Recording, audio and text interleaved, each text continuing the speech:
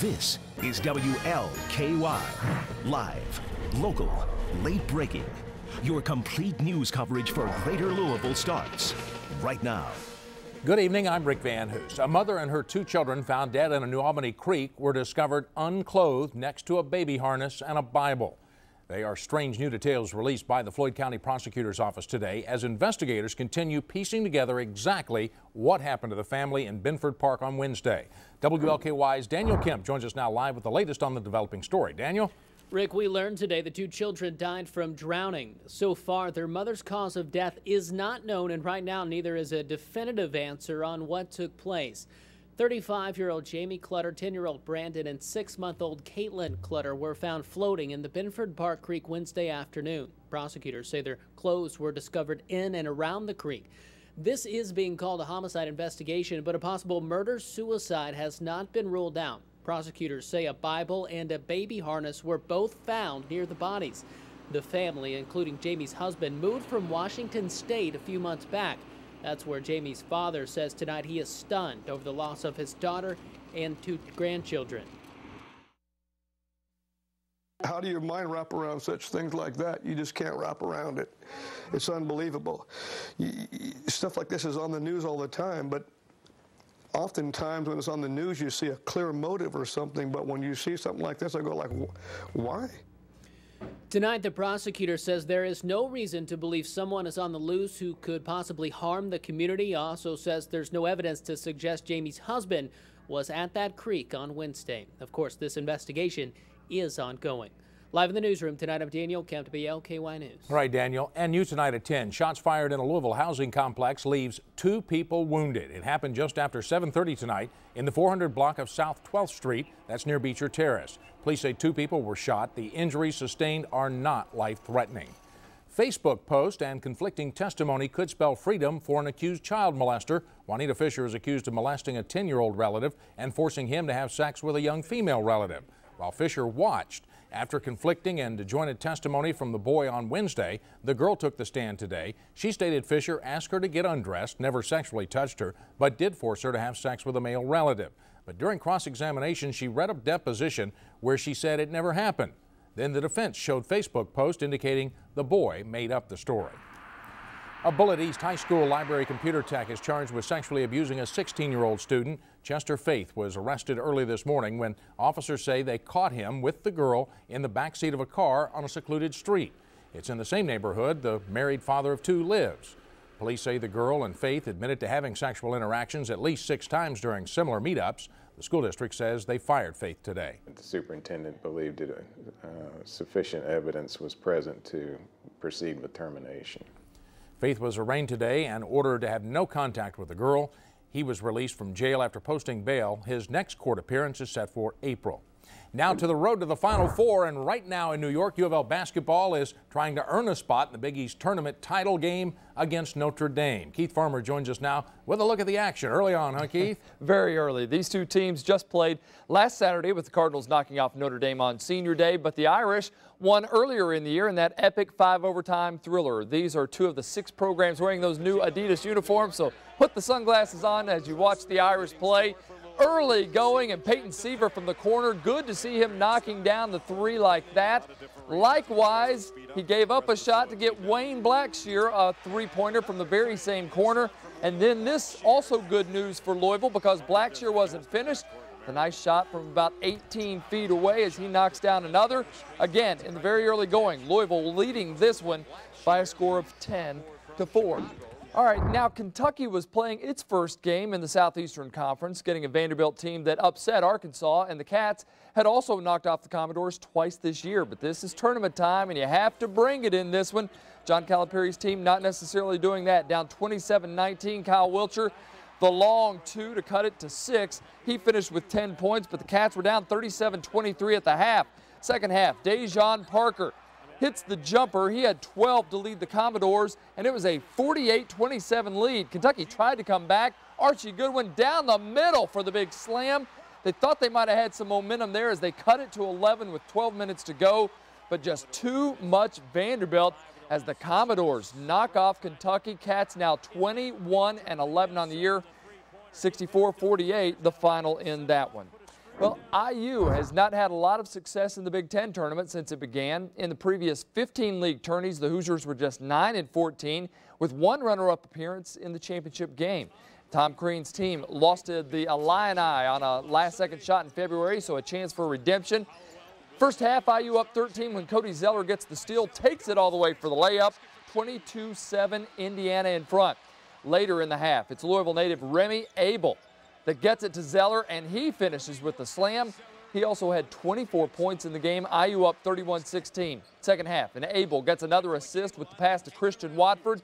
He'll hit the three, and a 13-point Indiana lead as Watford had 15 in the game. Then Jordan Hulls gets the steal. And look at this, he has his choices who he can pick to finish. He goes with Victor Oladipo. Good choice on the 360 slam. Indiana advances to face Wisconsin in the semifinals after an 80-64 win over Illinois. We have a lot of weapons on this team. You know, a lot of teams have tried to double team me, but we have so many shooters on the outside, it makes it tough. What was it about the way you won today that means the most to you? We came out with a lot of energy. You know, we never won the Big Ten tournament. Coming in as the #1 seed, I think it gives us a great opportunity, but we had to start off with a win here. All right, so what's next for the teams? Well, a Louisville win tonight, and the Cardinals would move on to face Syracuse in the Big East title game tomorrow. Kentucky must wait to find out if it's into the NCAA tournament. Joe Lunardi has put them in the first four out in bracketology, and IU plays Wisconsin in the Big Ten semifinals. I'm Keith Farmer, WLKY News. All right, thank you, Keith. Rumors have been swirling around the internet lately saying Lynn's Paradise Cafe may be reopening, but we're told that's simply not true. WLKY visited the now closed restaurant today. Lynn's Chief Operating Officer, Patty Schnatter, tells us that they will not be reopening. Schnatter says that the business and the building are now on the market. The company has kept its Facebook page active, directing customers to other local breakfast joints and even posting some of its recipes. A business owner in South Louisville says someone is stealing from his company's mailbox. The activity was caught on camera early yesterday morning on the 4600 block of Illinois Avenue. The owner provided this video to WLKY. Drew Douglas spoke to the victim and has the story. We got him on camera going from one end of the street all the way to the other end of the street, running back and forth to every mailbox. Jerry Foster thinks the people on this surveillance video stole a $175 check from his mailbox. He says he only found out after police arrested someone with one of his company's checks later in the day. Police could not confirm if that suspect is shown in this footage. I can't even lock my shop without somebody breaking in, and now I can't even put nothing in the mailbox without it getting stolen and somebody trying to get in my bank account. According to police reports, 41-year-old Gregory Gover tried to cash an affordable drywall check for more than $1,700. He was arrested after the bank determined it had been altered. If you see right here, it says Stockyard Bank, and it's right up underneath of each other. But the other check that he tried to cash says Stockyard beside each other. Other businesses on the block tell WLKY they don't think anything was taken from them. But one person says when coming to work that morning, several of the mailboxes on the street were left open. Foster was also the victim of a break-in 3 weeks ago. He hopes making this most recent incident public will help put those responsible behind bars. I hope they just get caught and, you know, and all of it stops around here. I mean, I've done been hit twice this month, and I just like for it to stop. Drew Douglas, WLKY News. A police spokesperson says that he is not aware if the mailbox and check cases are actually related. No arrests have been made in the break-in 3 weeks ago. The former interim principal at Jeffersonville High School pleaded guilty to shoplifting today. David Milburn stole an iPad from the Walmart in Middletown where he worked. The charge will be dropped if Milburn completes the diversion program. He is still facing charges in Clark County after police say he sold the iPad to a student. A cowardice act. That's how Dominique Faulkner describes the shooting of her dog near the downtown area. It happened at the Beecher Terrace housing complex at 13th and Jefferson Streets Tuesday night. A 2-year-old Beagle mix had to have her right leg amputated. Fires have gone up in the neighborhood with hopes of finding the person responsible. Well, she was a well-loved dog. I have no idea. She wouldn't touch a fly. This animal's defenseless, is voiceless. He can't tell us what happened. 6 weeks ago, the dog gave birth to 4 puppies. Anyone with information on the shooting is asked to call Metro Animal Services at 363-6609. Former Republican presidential nominee Mitt Romney reemerges into the political spotlight today, and 3 people are dead following a plane crash in Florida. That story coming up on WLKY News. All right, as you know, a beautiful afternoon across the region. It's about time. We topped out at 64 degrees, a pretty good dose of sunshine, few high clouds. Now we're watching a little bit of shower activity developing. We'll talk about what that means for your weekend in detail on the 7-day in just a few minutes. For now, here's a live look at the Louisville skyline on this Friday night. A nice night out there. 56 degrees right now. WLKY News will be right back. Your live, local, late-breaking coverage for Greater Louisville continues right now. All 3 people aboard a small plane that crashed this afternoon into a South Florida parking lot are dead. Fort Lauderdale fire officials say no one on the ground was hurt in the crash that burned about a dozen cars near the city's executive airport. The plane was a Piper Navajo, a 2-engine turboprop. A high-speed chase ends with an arrest today. The driver of this Ford Taurus sideswiped a vehicle, ran through red lights, and then drove through lawns with police in pursuit. The 20-minute chase ended when officers rammed the suspect into a wall you see there. A former top executive for J.P. Morgan Chase is blaming last year's $6.2 billion trading loss on other executives at the firm. In remarks prepared for a Senate committee hearing, the firm's former chief investment officer overseeing trading strategy says executives failed to control risk out of the London office. They minimized reported and projected losses and hid from me important information regarding the true risks of the book. Ina Drew's comments were the first since she resigned last spring after the trading loss came to light. At least a dozen possible 2016 Republican presidential candidates are attending this year's Conservative Political Action Conference. But who didn't show up this year may be the biggest story. Tara Mergener reports. Conservative Republicans gave Mitt Romney a warm welcome as he made his first public speech since losing his bid for the White House. It's up to us to make sure that we learn from our mistakes and my mistakes, and that we take advantage of that learning to make sure that we take back the nation. The focus of this event is on the party's future and on potential 2016 presidential candidates like Louisiana Governor Bobby Jindal, former Florida Governor Jeb Bush, and Romney's former running mate Paul Ryan.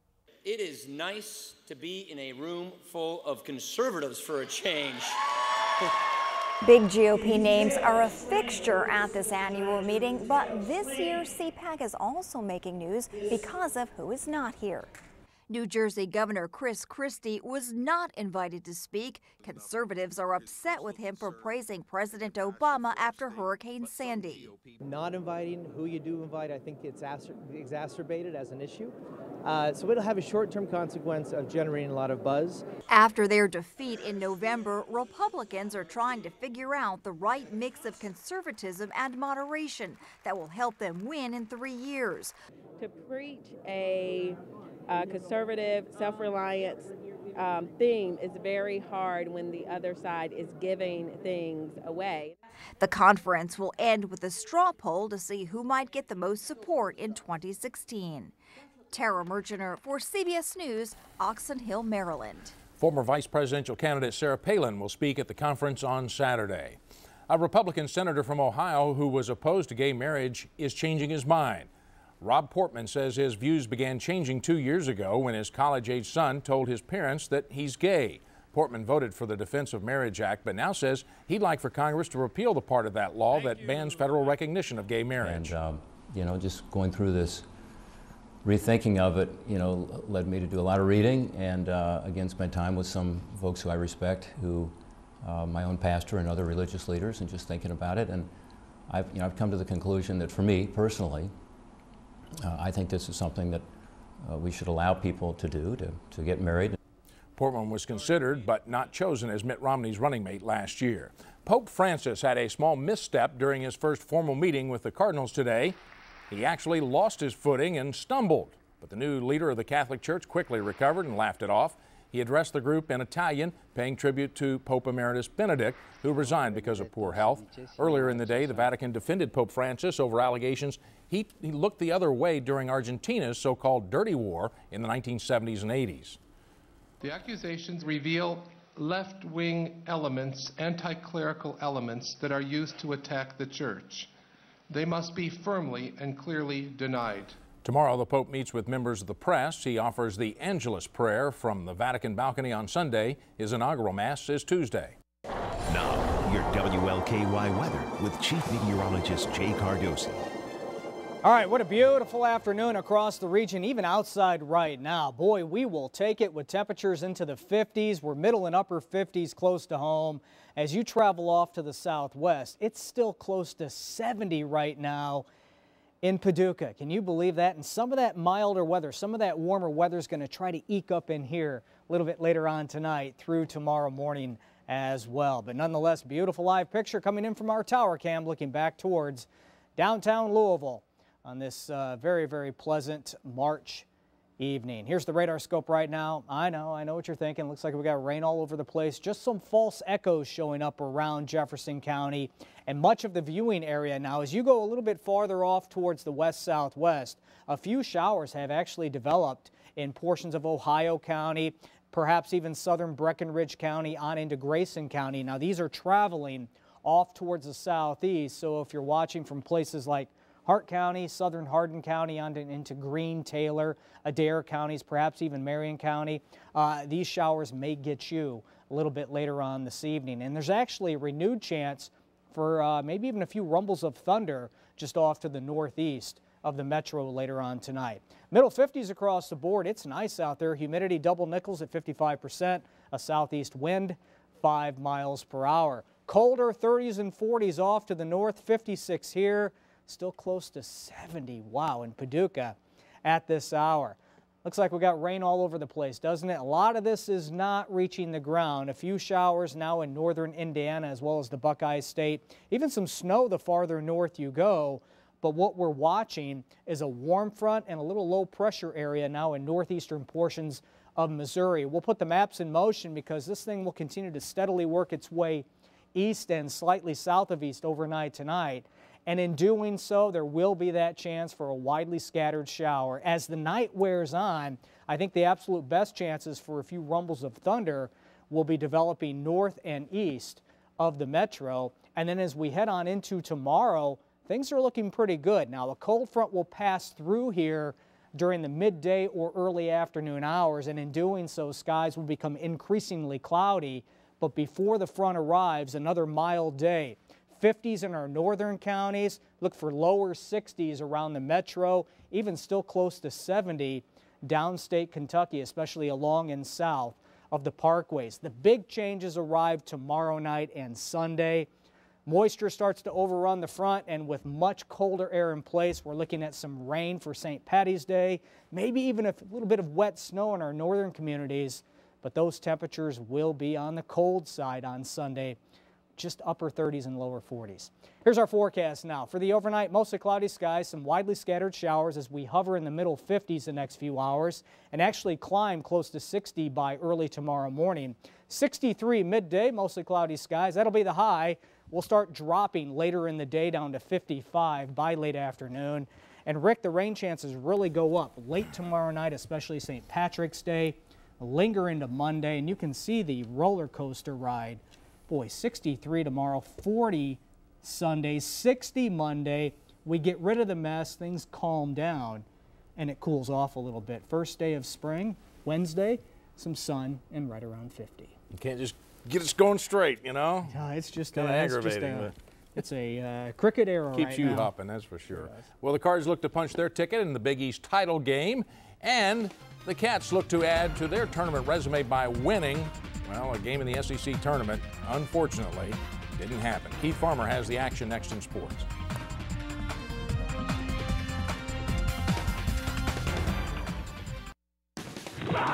Live with Keith Farmer, this is WLKY Sports. Louisville is currently playing its Final Four game in the Big East tournament, trying to defend its title from a year ago. The Cardinals playing against a Notre Dame team that it beat last week and lost to in a 5-overtime game earlier this year. And the winner moving on to face Syracuse, who advanced beating Georgetown. In the early goings, Peyton Siva has knocked down a couple of three-pointers. He has 6 points. That one made it 13-7 Cards. And then Montrezl Harrell with the bucket as he's fouled. He has the 3 points, no rebounds currently. At that point, it was 16-9 Cardinals. And then it's Russ Smith He's 2 of 4 shooting in the early going, has 4 points. Right now, this one, though, tied at 22 apiece. Kentucky playing Vanderbilt in the quarterfinals of the SEC tournament, and things not going the Cats' way. Already down 27-19 when Kyle Wiltshire hits the long 2 of his 10 points to cut it to 6. Later in the second half, it's Dejon Parker that would get the bucket to go for a 48-27 lead for Vanderbilt. He had 12 points to lead the Commodores. Archie Goodwin tried to bring the Cats back with a thunderous dunk that cut it to 11 with over 12 minutes to play. But Kentucky never could get over the hump. Vanderbilt pulls away to win this one 64-48. Kentucky's now 21-11 on the year. Joe Lenardi says they're the first 4 out in his bracketology. Indiana lost to Illinois in early February, so the Hoosiers were more than happy to see the Illini in their Big Ten Conference tournament opener. Indiana has only made the championship game once in the 15-year history of the tournament, and they lost that one. First half, Louisville native Remy Abel passes down low to Cody Zeller for the slam. He had 24 points. Hoosiers up 31-16. Second half, Victor Oladipo puts it away. Jordan Hulse could have passed to several players. He chose Victor for the 360 slam. Oladipo had 12. Indiana advances to face Wisconsin in the semifinals after an 80-64 win over Illinois. Defending state champion Manual playing in the quarterfinals of the Sweet 16 against Owensboro Catholic. Morgan Allen buries the 3 to put Manual up 27-16. And later in the second quarter, Allen the 3 again. It's off, but Erica Prentice is there for the putback, and she's fouled. Manual wins it 78-69, moves on to the semifinals where it will play either Marshall or Notre Dame. Marion County still undefeated. The Knights getting Kyvan Gooden-Rogers to score 19 points. She also had 11 rebounds. Marion cruises to a win 71-32, the final there. Big weekend for basketball no doubt coming about up. All right, thank you, Keith, and thank you for making us your first choice for news. We see you back here on the Big 3-2 tonight at 11 o'clock. Thanks for watching. And for live, local, late-breaking coverage anytime you want it, visit WLKY.com and WLKY Mobile.